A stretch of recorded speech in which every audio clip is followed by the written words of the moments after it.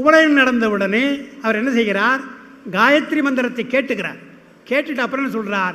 காயத்ரி மந்திரத்தை காட்டிலும் இன்னொரு மந்திரம் இருக்கிறது, நான் சொல்லுகிறேன் என்று மூல மந்திரமாக இருக்கிற அஞ்செழுத்தை சொல்லுகிறார் என்று பார்க்கிறோம். அதான் வரலாறு.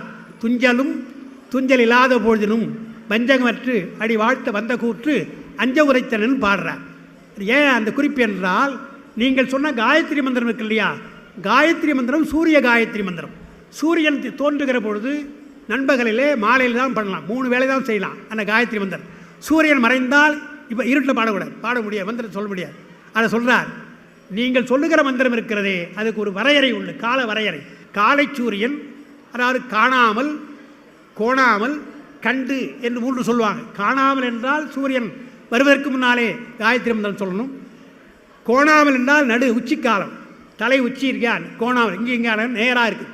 உச்சிக்கால உச்சி போதிலே அந்த